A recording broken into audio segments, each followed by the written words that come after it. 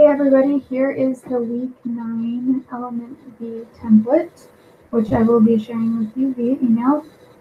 What I did this week was I just went through and highlighted everybody's colors to different sections just based off of your writing styles and what I feel like you'd do well at and be most comfortable with. It's also based off of what you learned last week in your section, so that hopefully nothing's too confusing for you. If anybody wants to change their section or trade with anybody, that's totally fine. Just make sure that you switch the colors so that I know who's writing what, and if you could, in parentheses, just change the name as well. This week will be like last week, where whatever answers you give, just make sure that you unfold them. Blah, blah, just like this. Whoops, I totally did that wrong.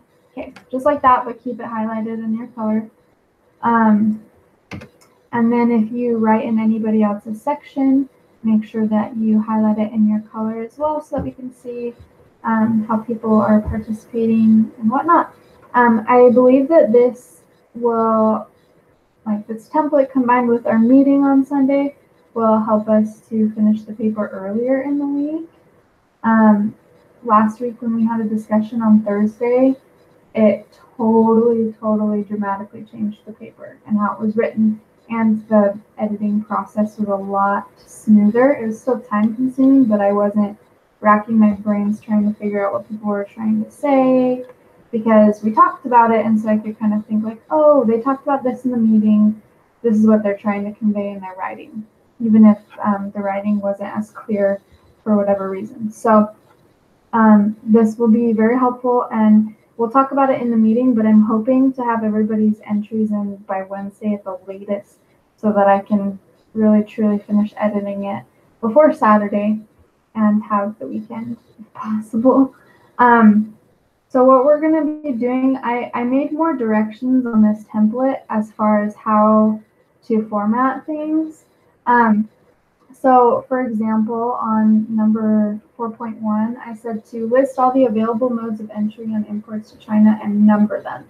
So that means, Anders, when you click enter, you're going to start with number 1, and then you're going to write airplanes, and then you'll enter, press number 2, and you're going to write boats, and then you're going to press enter, number 3. Does that make sense? So kind of like that. 2, 3, and then you'll write a colon afterwards, and then after this is where you're going to be describing blah blah blah boats, blah blah blah. Okay, does that make sense? Okay, that will just really help with formatting when I go in and edit and everything. Make sure that in all of your explanations and descriptions you're using concise detail and you're using facts from your research. You'll continue to cite things just like you were last week, where you just write the, just copy and paste the URL directly after the sentence and then just keep writing and just leave it there. If you want to make a footnote out of it, some of you did that last week, that's fine, but don't worry about like putting the author or anything like that. Just use the footnote. For this section, again, I said, please list the mode of entry first and then a colon and then describe your reasoning. So I gave an example right here, air travel, colon, blah, blah, blah, blah. And then I also indicated that each method should be its own paragraph discussing the pros and cons.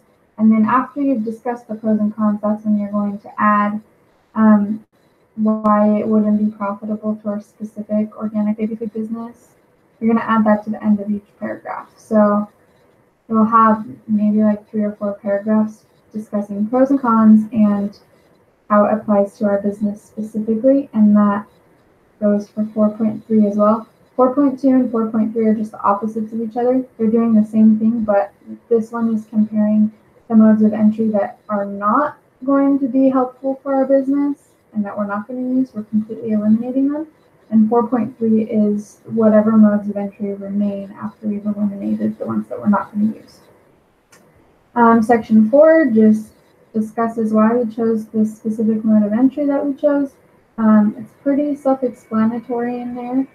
We are allowed to choose more than one mode of entry, and so if you do, just make sure that you answer the questions 2 through 8 for both modes of entry or all 3 modes of entry, however many you choose. The last section is mitigation of mode of entry risks. So this one I thought Katie would do really well at. She just basically what we're going to do is just read through Sean's section that he chose, like the one that he chose. And we're going to talk about this in the meeting too. So we'll kind of have an idea of what that mode of entry is going to be based off the research to do before the meeting. And then you'll either research the risks that are associated, say he chooses carrier vessel or boats, then you're just going to do some research associated with transporting goods through boats and certain modes of entry. And then you're going to discuss those risks in more detail and then how we're going to mitigate them. So again, write the risk followed by a colon and then the explanation afterwards. Each risk should have its own paragraph describing how we will mitigate it. Everybody just make sure to use lots of facts and resources, and during the meeting we can share resources with one another so that our research is all consistent. Okay guys, thanks so much. See you tomorrow. Bye.